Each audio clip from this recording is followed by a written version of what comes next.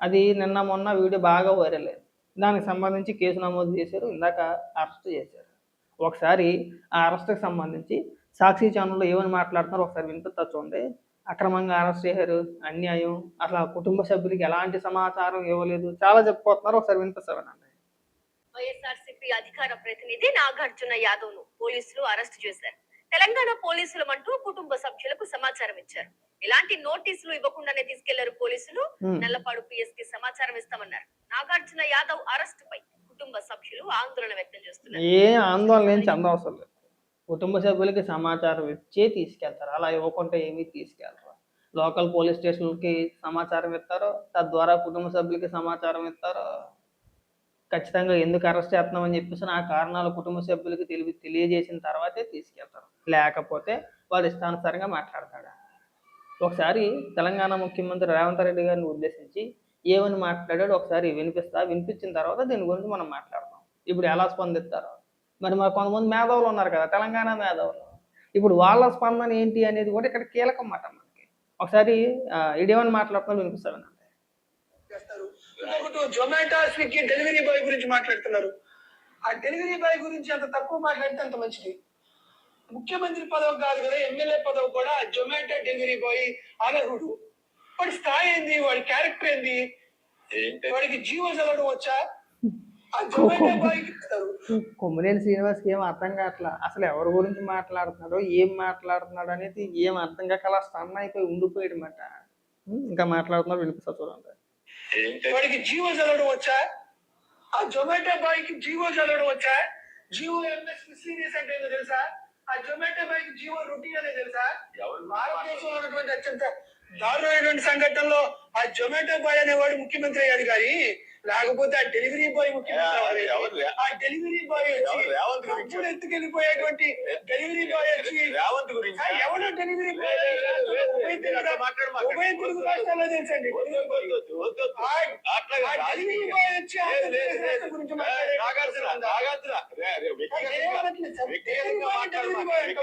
మాట్లాడొద్దు. ఆయన కుటుంబం గురించి మాట్లాడారా? డెలివరీ మరి ఆయన విధానపరంగా మాట్లాడే అవసరం ఏముంది? కాంగ్రెస్ పార్టీకి వచ్చిందా? అది వ్యక్తిగతంగా డెలివరీ బాయ్ అట్లా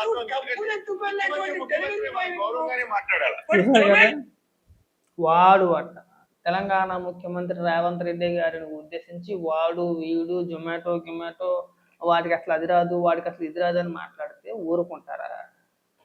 ఎవరైనా సరే కేసులు పెట్టుకుంటా ఉంటారా? కేసులు ఖచ్చితంగా పెడతారు.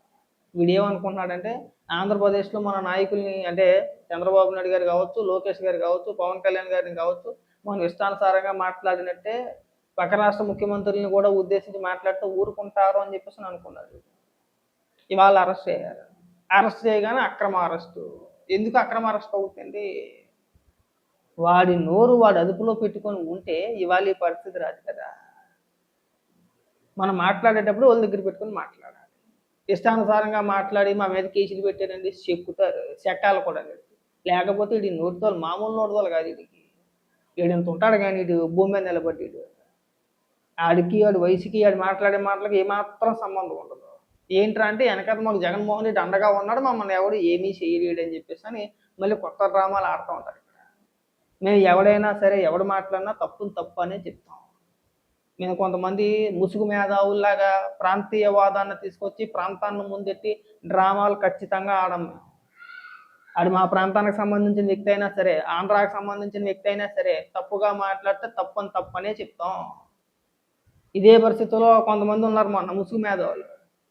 ఆంధ్రప్రదేశ్ ముఖ్యమంత్రి చంద్రబాబు నాయుడు గారిని ఉద్దేశించి అలాగే పవన్ కళ్యాణ్ గారిని ఉద్దేశించి ఇష్టానుసారంగా మాట్లాడితే ఇక్కడ కేసులు నమోదు చేసి అక్కడ అరెస్ట్ చేస్తే వెళ్ళి ఏమని మాట్లాడారండి? తెలంగాణ వాదాన్ని ముందుకు తీసుకొచ్చి తెలంగాణ ప్రాంత వాసుల్ని తొక్కేస్తారా, అరెస్టులు చేస్తారా, ప్రాంతీయ వాదాలు తీసుకొచ్చి రెచ్చగొట్టే ప్రయత్నాలు చేశారు. మేము అలా చెయ్యము. అది మా ప్రాంతానికి సంబంధించిన వ్యక్తి అయినా సరే, మా ఆంధ్ర వ్యక్తి అయినా సరే తప్పనే చెప్తాను. మీలాగా అడ్డగోలుగా సమర్థించు. ఒకవేళ ఈ విషయంలో మీరు మాట్లాడాలనుకుంటే ఏమని మాట్లాడతారో? ఇప్పుడు తెలంగాణ పోలీసులు ఆంధ్ర వ్యక్తిని అరెస్ట్ చేయాలని చెప్పేసి మాట్లాడతారా? వీడిని సమర్థిస్తూ మాట్లాడతారా? ఆ కేవీ రెడ్డిని సమర్థిస్తూ మాట్లాడారు కదా, మరి ఇప్పుడు వీడిని సమర్థిస్తారా? సమర్థించరు. ఇప్పుడు వీడు మాట్లాడిన తప్పేనా అంటారు. ఎందుకు అంత వ్యత్యాసం దేనికండి? మరి వీటికి కూడా సమాధానం చెప్పాలి కదా. ఈ విషయంలో ప్రముఖ మేధావులు ఎవరైతే మేధావు ముసుగులో ఉన్నారో వీడి అంశంలో ఎలా స్పందిస్తారో కూడా చూద్దాం. ఇప్పుడు మనకు అర్థమైపోద్ది ఎవరెవరి పక్షాన ఉన్నారో, ఎవరి కోసం పనిచేస్తున్నారు అనేది ఇప్పుడు క్లారిటీగా అర్థమైపోతుంది. వాళ్ళ లాజిక్ ప్రకారం, వాళ్ళ రూల్ ప్రకారం అయితే, అంటే నా ఉద్దేశం అయితే వీడిని అరెస్ట్ చేయడం ఎలాంటి తప్పు లేదు. ఆ తెలంగాణ వాదులు ఎవరైతే ఉన్నారో వాళ్ళ లాజిక్ ప్రకారం వీడి అరెస్టు అక్రమం అన్నమాట. వాళ్ళ లెక్క ప్రకారం వీడిని అరెస్ట్ చేయకూడదు. మరి ఇప్పుడు ఏమని స్పందిస్తారండి మీరంతా కూడా? మాట్లాడరా? ఖచ్చితంగా మాట్లాడాలిగా. అందుకని తప్పే, ఎవడు చేసినా తప్పే. అది ప్రాంతాలు తీసుకొచ్చి ముందెట్టేయకూడదు. మనం ఒప్పుకోగలగాలి. ఇవాళ మేము చెప్తున్నాగా, వాడిని అరెస్ట్ చేయడంలో ఎలాంటి తప్పు లేదు. ఎవరినైనా సరే కించపరిచి మాట్లాడతాం, మేము అవహేళన చేస్తాం, వ్యక్తిగతంగా దూషిస్తామంటే అది ఏ ప్రాంతం అయినా సరే, తెలంగాణ అయినా, ఆంధ్రప్రదేశ్ అయినా, తమిళనాడు అయినా, కర్ణాటక అయినా, ఏ ప్రాంత వాసి అయినా సరే పక్క రాష్ట్రం గురించి లేదంటే పక్క రాష్ట్ర ముఖ్యమంత్రిని ఉద్దేశించి మాట్లాడేటప్పుడు చాలా జాగ్రత్తగా మాట్లాడాలి. మనకు నోరుంది కదా అని మాట్లాడేసి మళ్ళీ మన ప్రాంతీయవాదాన్ని ముందెట్టేద్దామంటే కుదరదు. ఆ రోజులు జమానా రోజులు, ఆ రోజులు పోయినాయి. ఆ రోజులు వెళ్ళిపోయి చాలా రోజులు అయింది. ఇలాంటి వ్యక్తులు వదలకూడదు. వీడికి కూడా ఒకసారి తెలిసి రావాలి, లేదంటే ఇటు అస్సలు భూమి మీద నిలబడట్లేదు. ఈ మధ్యనే కాదు, ఎప్పుడు కూడా ఇటు భూమి మీద నిలబడ్డేది. ఒకసారి బాగా చెక్కితే లైన్లోకి వస్తాడు. ఈసారి ఎవరి గురించైనా మాట్లాడేటప్పుడు అంత దురుసుగా మాట్లాడు. ఆ నోటిదోలు కాస్త తగ్గించుకుంటాడు. కాస్త వివరం వచ్చింది, కాస్త మర్యాద వచ్చింది. ఒడి దగ్గర పెట్టుకొని మాట్లాడతారు. లేకపోతే మీరు ఇష్టానుసారంగా మాట్లాడతారు. మీరేదో చూసినట్టు, మీరేదో చేసినట్టు. ఎందుకంటే అంత అవహేళన చేసుకోవడం దేనికి? అంత అవహేళన చేసి మాట్లాడడం దేనికి? అరెస్ట్ అయిన తర్వాత కేసులు పెట్టారని చెప్పేసి ఏడవడం దేనికి? ఎవరి కోసం? మళ్ళీ దీన్ని కూడా అటు తిప్పి ఇటు తిప్పి చంద్రబాబు నాయుడు గారు ఉన్నారనో, లోకేష్ గారు ఉన్నారనో, పవన్ కళ్యాణ్ ఉన్నారని చెప్పేసి మాట్లాడితే మీ అంత ఎదవలు ఇంకొకరు ఉండరేమో. నాకు తెలిసి అదే ప్లాన్ చేస్తారు. వీళ్ళంతా కలిసి తెలంగాణ ప్రభుత్వాన్ని ఏం అనలేరు.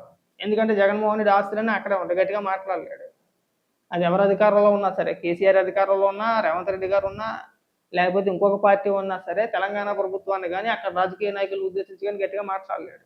అక్కడ ఆస్తులు ఉన్నాయి కాబట్టి. ఆ విషయం నేను చెప్పట్లేదు. షర్మిల గారి భర్త అనిల్ అనుకుంటా, మనం తెలంగాణలో కూడా పార్టీ పెడదాం అనుకుంటే లేదు అక్కడ కేసీఆర్ ఉన్నాడు, మన ఆస్తులన్నీ కూడా తెలంగాణలో ఉన్నాయి, మనం ఇబ్బంది పడతాం, అలాంటి ఆలోచనలు ఏం పెట్టుకోవద్దని చెప్పేసి అన్నాడని చెప్పేసి ఆయనే చెప్పుకొచ్చాడు. మరి వాళ్ళు ఏమని మాట్లాడతారండి? దీనికి సమాధానాలు చెప్పాలి కదా. కాబట్టి ఏంటంటే మన నోరు మంచిదైతే ఊరు మంచిది అవుతుంది. ఎట్ట పడితే అట్ట మాట్లాడకూడదు.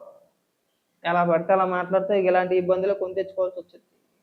నేను ఇది మళ్ళీ చెప్తున్నా నాగార్జున గారికి, ఈసారి అయినా సరే కొద్దిగా బుద్ధి తెచ్చుకో. ఎవరిని భర్తాన్ని ఇష్టానుసారంగా మాట్లాడమాకు. రేపు పొద్దున మన వెనకాల ఎవడో నిలబడ్డా ఇప్పుడు మీ నాయకులందరూ పొలవమని ప్రెస్ మీట్లు పెడతారు. చంద్రబాబు నాయుడు గారి కారణం అంటారా, లేదంటే లోకేష్ గారి కారణం అంటారా? మీరు చేసిన యాదో పనులన్నీ మళ్ళీ మేము కడుక్కోవాలి. మళ్ళీ ఇప్పుడు దానికి కవర్ అంటే మీరు మాట్లాడే మాటలు కౌంటర్గా మళ్ళీ మేము పొలవమని వీడియోలు చేయాలన్నమాట. ఎవరు బాబు మాకు ఇదేం కర్మరా? వాడు ఏదో నోటిదలు కొలిచి వాడు మాట్లాడాడు, వాడు మాట్లాడిన మాటలు కేసులు పెట్టి అరెస్ట్ చేస్తే అందులో చంద్రబాబు నాయుడు గారికి లోకేష్ గారికి ఏం సంబంధం ఉందని చెప్పేసి మళ్ళీ మేము మాట్లాడాలి. ఇది మళ్ళీ ఒక వారం రోజులు చర్చ ఉంటుంది. ఇది ఖచ్చితంగా ఈ చర్చ మళ్ళీ ఖచ్చితంగా ఒక 4-5 రోజులు మళ్ళీ నాగార్జున యాదవ్ గారి మీదే చర్చ ఉంటుంది. ఇంకా మాకు ఎంతసేపు కూడా ఈ పత్యాపారాలు సరిపోతాయి. ఇంకా ఇది దరిద్రమండి మాకు. ఇది ఇలాంటి వ్యక్తులు నిజంగా మా రాష్ట్రంలో రాజకీయ నాయకులుగా లేదంటే అధికార ప్రతినిధులుగా చలామణి అవడం అనేది నిజంగా మా దరిద్రం.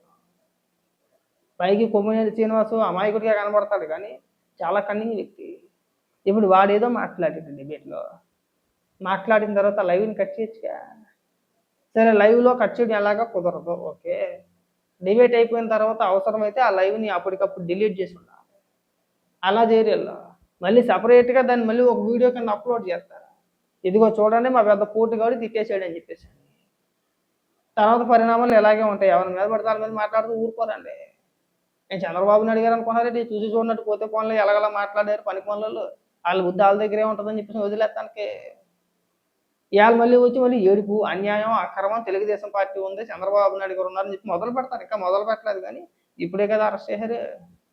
ఇంకొక అరగంటలోనో గంటలోనో అంబటి రాంబాబు, పేరు నానియో వీళ్ళందరూ ప్రెస్ మీట్ పెడతారు. ఒక 40 నిమిషాల పాటు ఊకదంపుడు ఉపన్యాసాలు. ఇంకా అన్యాయం, అక్రమం, ఇంకొకటి ఇక్కడ కేసులు పెట్టలేక తెలంగాణలో పెట్టేస్తున్నారు. అక్కడ కూడా తెలుగుదేశం పార్టీ నడుస్తుంది.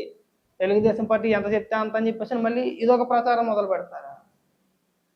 చూద్దాం ఏం జరుగుతుందో. మా మేధావులు స్పందన గురించి నేను వెయిటింగ్. ఇప్పుడు వాళ్ళు ఏ విధంగా స్పందిస్తారు, దీన్ని ఎలా డైవర్ట్ చేస్తారు, దీన్ని ఎలా కవర్ చేస్తారు. ఎందుకంటే కేవీ రెడ్డిని అరెస్ట్ చేసినప్పుడు ఆంధ్ర తెలంగాణ ప్రాంతాలను విడగొట్టే ప్రయత్నం చేశారు. అంటే ప్రాంతీయవాదం, ప్రాంతాల మధ్య చిచ్చుపెట్టే ప్రయత్నాలు చేశారు కదా. మా తెలంగాణ వ్యక్తిని ఆంధ్ర పోలీసులు వచ్చి ఎలా అరెస్ట్ చేస్తారని చెప్పేసి ప్రశ్నించారు కదా. మరి వీడి విషయంలో ఎలా రియాక్ట్ అవుతారో చూడాలి. వీడి అరెస్ట్ని నిజంగా వాళ్ళు కేవీఆర్ అరెస్ట్ని ఖండించారు కాబట్టి మేధావులు ఖండించారా లేదంటే సమర్థిస్తారా? నాకు తెలిసి వీడి అరెస్ట్ని ఖచ్చితంగా ఈ మేధావి వర్గం అంతా కూడా సమర్థిస్తారు. ముఖ్యమంత్రిని అలా మాట్లాడడం తప్పేనండి. ఖచ్చితంగా అరెస్ట్ చేయాల్సింది.